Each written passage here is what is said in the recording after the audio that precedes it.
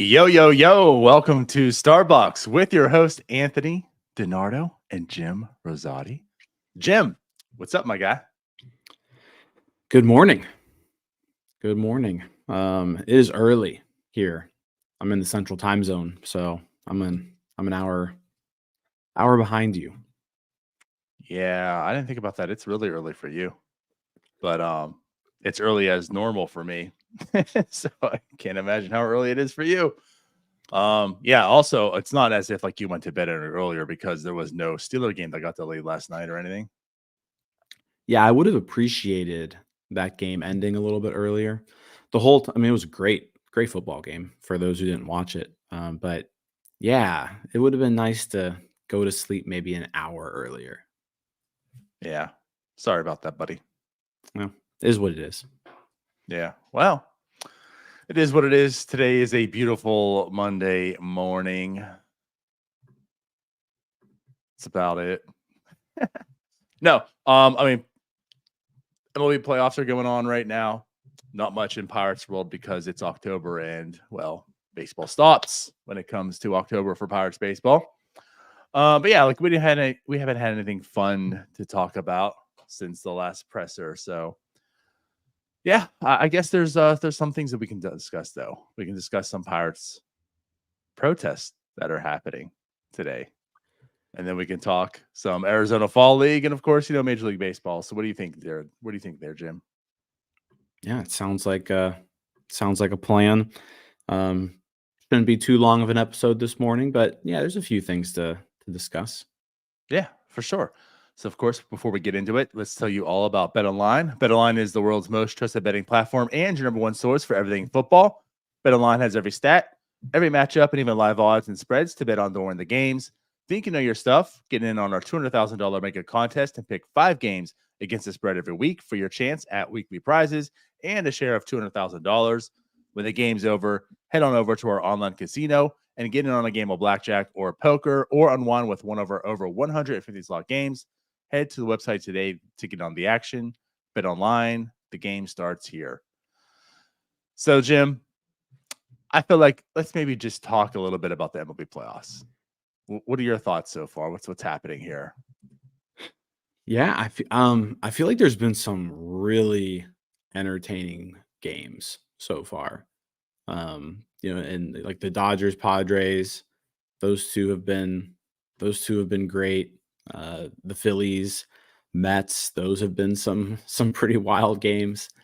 The Guardians kind of made quick work of the Tigers in game one. And I don't know why the ALDS is like a day behind. They had like an extra off day in there, but no, I feel like it's been a pretty entertaining postseason so far, especially the two National League ones, the two that have gotten to game three. Um, the fact that those are both split 1-1, yeah, makes for an entertaining series. Like I said, I thought the Mets were about to go up 2-0 yesterday on the Phillies, and that was a pretty crazy comeback. Yeah. Um. So we were talking behind the scenes here because I saw a stat, and you're like, "There's no way." I'm like, "Well, I mean, it is Twitter. It could be made up." No, it's true. Shohei Ohtani in his first game already has taken over Mike Trout in total bases for MLB playoffs. I want to say something like that. That series, I feel like the main character of the day, like Shohei Ohtani being the main character of the game one, and then Fernando Tatis Jr. being the main character game two. Yeah, this is what playoffs. This is what makes MLB playoffs. This is exciting, which is also like it's sad. Like seeing the playoffs and like seeing these things take over these moments, right? And it's just like, man, can we get Paul Skeens there? But yeah, that home run, and even though it was early in the game, right? Just that home run by Shohei Ohtani and that bat flip he had. Oh my god, I don't. I just like I don't think I've ever seen Shohei Ohtani show so much emotion in my life. Hey, it means more in October. That was his first postseason hit, I believe. But at least his first postseason home run. It's his first postseason game. It's kind of incredible to think that that guy and Mike Trout were together for 6 years and never got to a playoff game. But yeah, that Padres Dodgers series is definitely going to be that's the most entertaining one for me, just because those two teams hate each other so much. You saw last night fans getting upset, which that was probably a little bit overboard what they did, crossed the line a little. But no, it's yeah, so far some entertaining baseball. I hope the American League series, if those game twos are today, it would be pretty sweet to kind of have everything 1-1. Yeah. Yep. Scooble's so good too. He pitches today. Oh God. But yeah. Yeah. Cool. So outside of that, then also the Arizona Fall League starts this week. And I will say this: if you haven't checked it out already, it is in podcast form. That's might be 3 episodes behind this one, maybe 4. It's also on YouTube. Check it out. But Jim had his Arizona Fall League preview as well. Pretty in depth, pretty good stuff. It's like 6.5 minutes long, maybe. So yeah, definitely check that out more in depth. But yeah, that starts this week, Jim. So we're gonna have some Pirates related baseball news to a degree. Yeah. I mean, so the Pirates prospects are going to be playing for the Scottsdale Scorpions. Arizona Fall League kicks off today. Scottsdale is not playing today though, so their first game will be on Tuesday. But yeah, definitely looking forward to the Arizona Fall League. It was announced though, Mike Burrows was originally supposed to go to the AFL, and he is no longer going. I believe he was replaced by gosh, who was he replaced by? He was replaced by I had the roster up. Valentin Linares.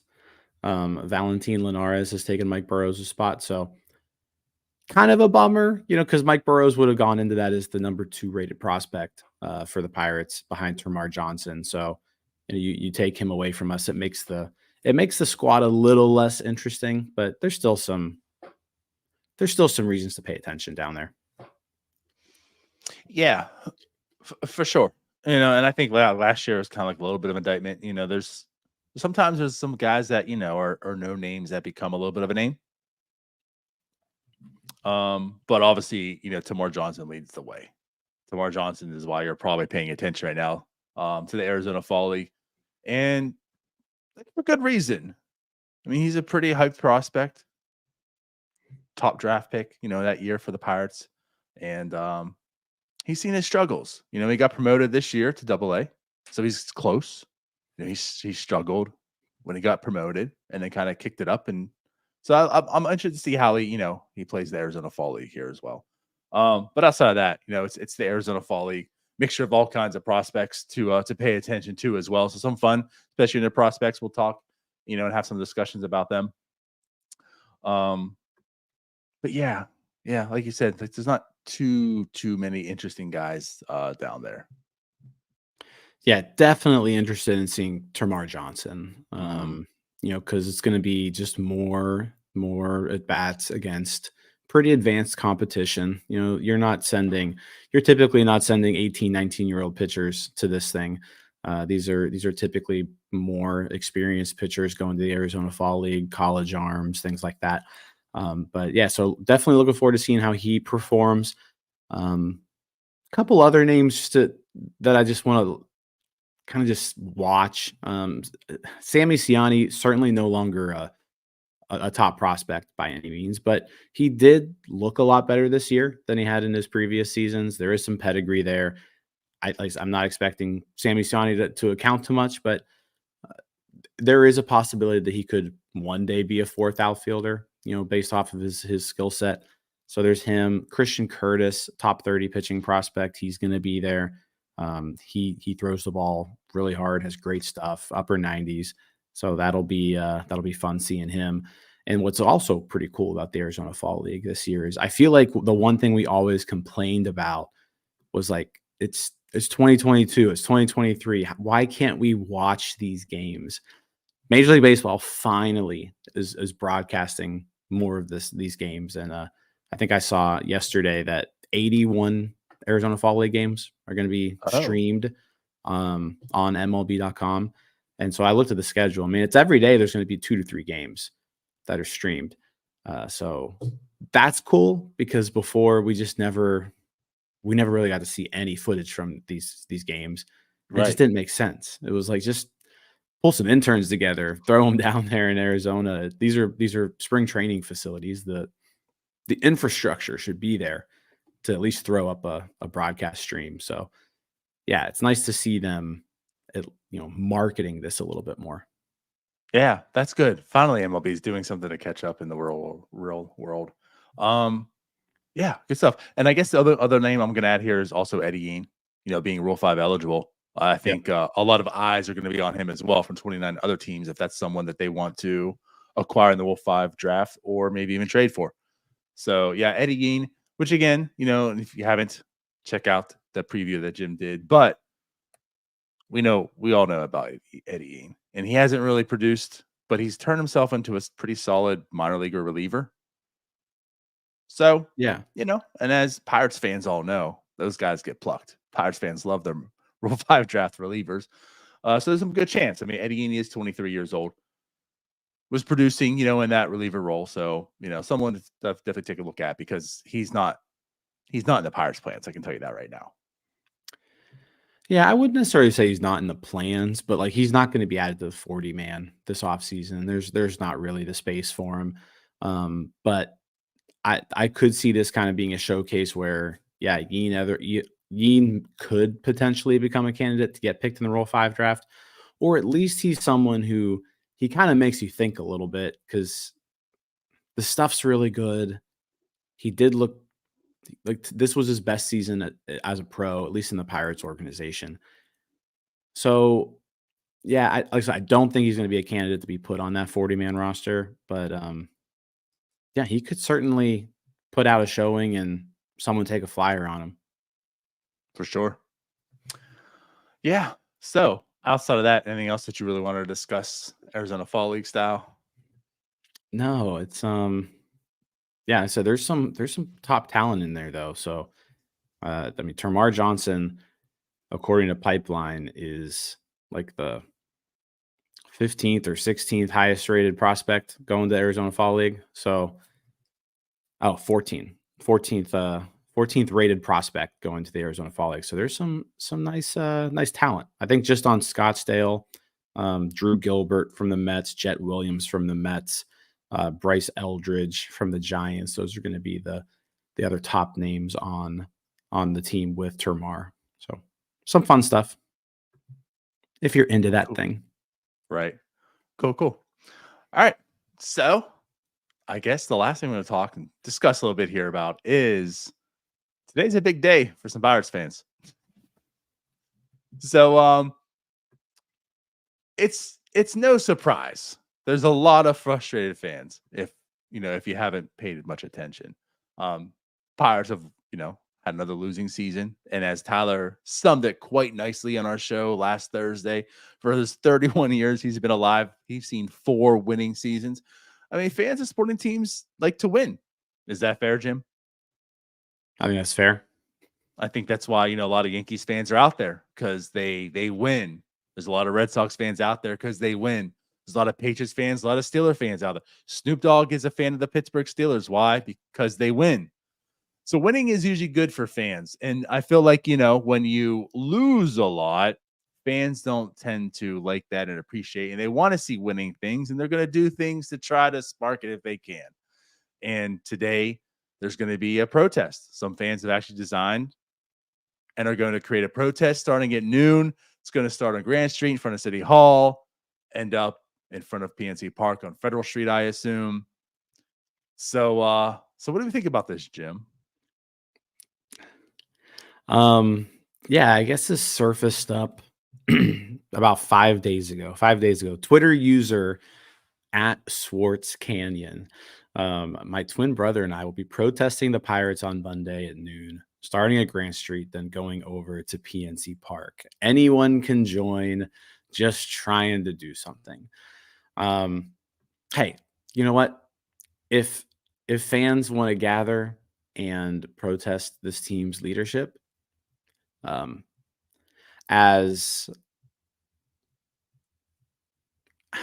as hopeless as it may be that anything can actually be accomplished with something like this, I'm going to say, yeah, go for it. Like, if there's any team's leadership who deserves to be protested right now, and that aren't the Oakland A's, it's the Pittsburgh Pirates. So, by all means, exercise your right as a fan and as a citizen of the United States of America to do this.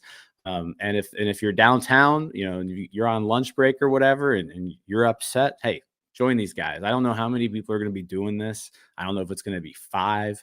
I don't know if it's going to be 15. I don't know if it's going to be 50.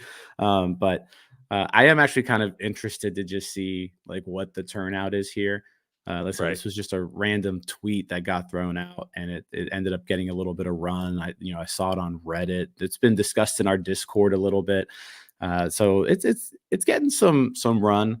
I'm just interested to see, one, how many people go to this thing, and then two, uh, just I don't know, does it get any attention at all? Because I mean, that's the whole point of a protest, right? Is to draw some attention to yourself. So about your cause. So we'll see how it goes. But hey, if you wanna support the protest leadership, by all means. I'm not gonna tell you you're dumb or you're stupid or anything. Like, yeah, it might be a waste of time, but a lot of things are wastes of time. I got up at 6 in the morning to talk about a protest that's happening in 5 hours. Yeah. I was gonna say we have a podcast about the Pittsburgh Pirates. If you want to talk about a waste of time, we do this daily. Yeah. It's like I'm with you. And you know what, Ruga? You're in here in the chat talking about it's going to be 4 fans. They found another set of twins. It's going to be 4. It's silly. You know what? It might be silly to you, might be silly to us, might be silly to other people. But as I keep stressing here, and I always will, like, fans can fan how they choose and how they want. That's why they're fans. Fans are what allows sports to be what they are. Bob Nutting wouldn't have that stadium if there weren't fans of the Pittsburgh Pirates. And somehow, through all the losing seasons, all the pathetic payrolls, all the pathetic teams in between some of the decent teams, he still has fans that care to have a protest because they want to see the Pittsburgh Pirates win. He should be thankful that they're there. Indirectly, in some odd way, like, he should be thankful that people even care enough to protest and don't just say, you know what, the hell with this team. But I'm with you in the fact that it's kind of weird. I've gotten some DMs actually recently, and just like with the whole Oakland A situation, like, oh my god, like, how close to the Pirates. There's some, like, a lot of similarities, and like, I think there's one thing that you really notice is that if an owner really wants to, it doesn't matter, and that's why, like, for the people that are always jumping on other people, well, speak with your wallets and don't go to games. And we have to boycott. You have to do this, and that's why on the other sense too, like, I will never tell fans to protest or to not go to games because, again, like, do what you want to do, because in the reality of things, it probably doesn't matter. And like, if John Fisher showed anything, it doesn't matter. You can do what you want. You can stage boycotts. You can stage sellouts. Okay, well then if we can't boycott, then let's show them we do care and sell out the stadium. And then John Fisher just laughs at you some more, says, "Well, I got even more money in my pockets." You can not show up to games, and you think that's going to make Bob Nutting realize, okay, I have to now do something for this team. I'm not saying it won't. It might. But what we also shown is it just obviously might not at all. As much as fans matter, sometimes they just kind of don't at all. And it sucks. But hey, you know what? You're a fan of this team. You want to feel like you're doing something and try to find some way to get this ownership team to put a winning team out there so you can go to PNC Park again and find winning, meaningful games and stuff. Go for it. You're not doing anything Monday today? You want to have some fun? meet up some other Pirates fans, join a protest, have some fun, see if it gets some attention. What do you have to lose? Nothing. So again, like, is this going to have some legs? I don't know. If it does, cool. And like, kudos to all of you, and go out there and do it, I guess. Have some fun, meet some Pirates fans. Maybe wake up Bob Nutting, Ben Sherrington. But like, the other thing is, again, like, I'm not going to blame any fan, make fun of any fan. Go fan. Go be a Pittsburgh Pirates fan. They deserve it. You've earned doing this. They've earned seeing it. So like, I'm not going to slate anyone for doing it. Yeah, I mean, I think you brought it up. Like, the Pirates should be lucky that they've got fans who care enough to protest. That's where they should be right now. Because you think of at least an entire generation of Pittsburghers, probably 2 generations now. It's seeping into like a second whole 3, entire maybe? generation. Yeah, I mean, you're talking about generations of Pirates fans that have just seen nothing but bad baseball for the majority of their known lives. So that's kind of, yeah, they should be lucky to have fans that care enough to march a mile down the street from City Hall to PNC Park on a Monday following a Steelers game that was delayed by an hour and a half.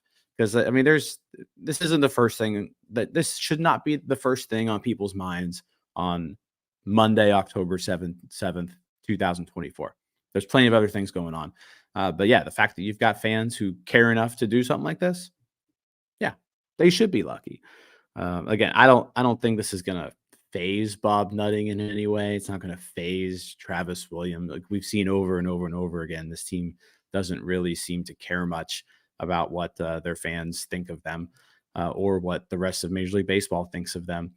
I do want to bring up Wayne here too. They also, he says we should have some billboards around PNC Park, and I know there's like a GoFundMe right now for a billboard, and it's I mean, I'm just looking now, 67 donations. They're $4,105 towards their $5,000 goal.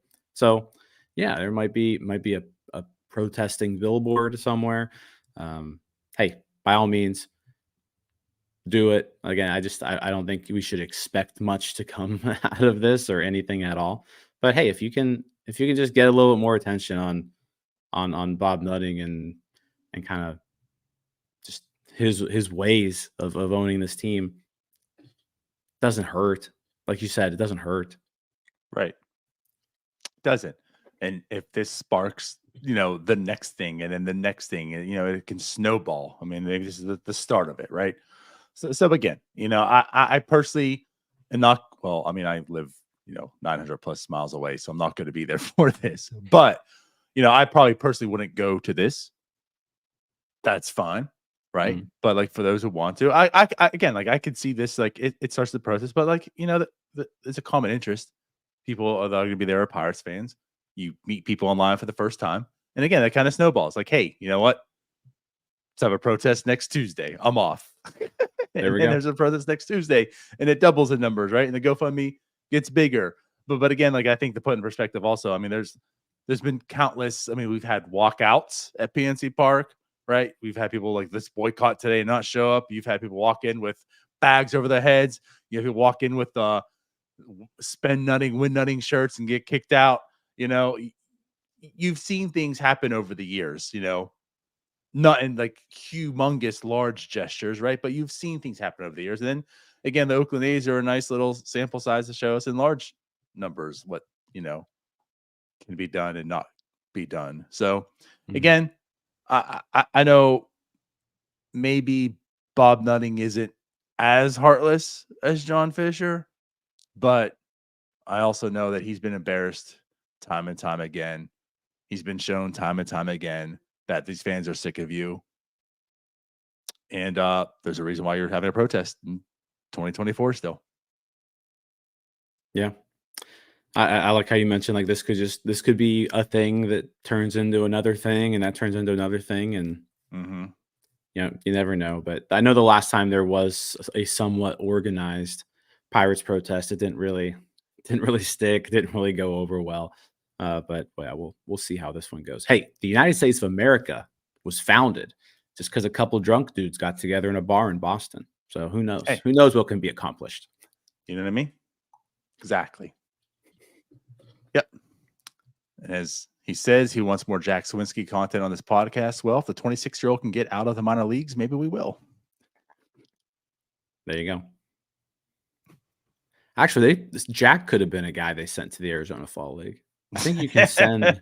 I think you can send like I think you can send major leaguers there now. I think. Yeah.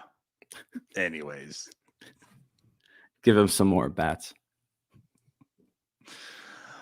Speaking of people not in future plans potentially. But yeah, outside of that though, Jim, I don't think there's really too much to talk else on the protest. No. I know. I mean, I guess we can like kind of talk. I know we talked about it a little bit earlier the week, but I haven't really had my chance to say anything on it. But the Terry Francona stuff with the Reds, I guess we can spend a minute on that. But it's, I think, just the idea of the Reds going out there, firing their manager, and going out there and getting someone with experience. I think that has angered some Pirates fans. Like I think on the point, there was a lot of good points made, which is maybe the reason why it's called that. But there were a lot of good points made in that. It's just upsetting that you're seeing other teams kind of trying to change that chapter of the book that they're in, and looking to improve and get better and not accepting mediocrity. Whereas you have the Pirates here just kind of staying stagnant. I think that's what people are upset about. It's not necessarily, hey, we missed out on Terry Francona. I think it's more just, hey, look at this team who's been finishing above us in the standings this whole time. They made a change because they weren't good enough. Why is it that we aren't? I think that's the main reason why people are a little upset. Because I said I don't know how much impact the manager makes, but I can tell you this much: like the Reds having Terry Francona around is going to be better than them having David Bell around. Like, Right. it's going to be a difference maker in some capacity. I don't know how much that is, but yeah, I think Pirates fans deserve to be a little upset about that move. Like I said, not necessarily for like the specifics of it, but just kind of what it meant. Yeah, you make a good point. And actually, you remind me how I never had a chance to talk about this either because I was the host of the point and allowed 4 other people to talk about it. Yeah. Yeah, I guess to add my 2 cents in here as well. I think it's everything you said. It's timing, just the timing of everything. Just moments before that, Derek Shelton was sealed in for 2025, right? Ben Cherington went out of his way and said, I'm vouching for Derek Shelton. We are going to accept what we've been doing this entire time and move forward with it. And so Pirates fans were upset about that, like he wasn't a casualty in the firings. It wasn't Derek Shelton. They weren't going to look to improve, to get better, to seek other ways to improve this team outside of actual roster construction, right? And be with a manager, a new voice, new leader. So fans are already upset that Derek Shelton's still here. And then moments later, the white whale, the unicorn that you thought wasn't even a possibility because it's like, well, I would love Terry Francona, but let's be real, guys, he's not coming back. Health is an issue. Like he's not even going to come back to any team. And he comes back to not just any team, to the Cincinnati Reds, who I feel like there's been a lot of, and maybe it's a lot because of us, but a lot of comparisons on the 2 organizations. They're coming up the same time the Pirates are coming up. They have a Cruz who's a unicorn type player. Of course, his name is De La Cruz. Pirates also have a De La Cruz. We won't talk about him. They have a Cruz who's also a unicorn type player, right? These 6'7" shortstops at the time that just do all kinds of crazy things, and the one thing about the Reds, though, is like they got there quicker. The Pirates had to take all this time to get to this point. The Reds kind of did it quickly. And now they're where'd you guys come from? You're right here now too with us. And they said in this quicker fashion that, you know what? We're not going to move forward with David Bell. We don't accept this. We also want to get better. We're going to get Terry Francona, the leader of leaders. You know what I mean? Like the guy who's going to come here and have a presence, and he's going to have accountability, and he's going to put these players where they need to succeed, to have true leadership in that clubhouse. He's been there. He's done it. And the Pirates said, we still have Derek Shelton, and we're still not going to be prepared every game. We're still going to have all these mental mistakes, and we don't have a true leader among men. And that's why. So, yes, I'm with you about the wins and losses. Like, I don't know how I can equate managers to wins and losses, but what I will say, and I've always said, managers are pretty poor X and O's guys. I feel like I feel like every manager, for the most part, you yell and say, what are they doing out there? They're idiots. Most managers get that. What I think the real true good managers is all the behind the scenes stuff, getting the most out of guys, getting that clubhouse together for a whole 162 games. You know what I mean? And just like being a true leader. And I don't necessarily see that from Derek Shelton. I see moments, I see spurts, but yeah, I feel like the Pirates missed the boat here. And I'm not saying that Terry Francona would have been there, but again, it's just that was a guy that a lot of Pirates fans would have liked to see here, and they just felt like he wasn't going to come back to the majors. I was one of them. Ryan had that tweet to go out there and got some notice, but Francona's not even coming back to the majors. He left. He's gone. And now he's back with the Reds. Knife through heart.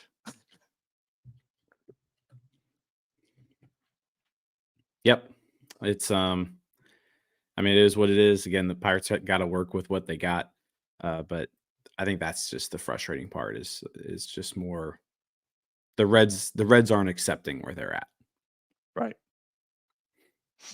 And the Pirates are vouching for where they're at, which was 5th place. Yep. Again. All right. Well, outside of that, anything else to discuss? I think that's it. I think we can get out of here.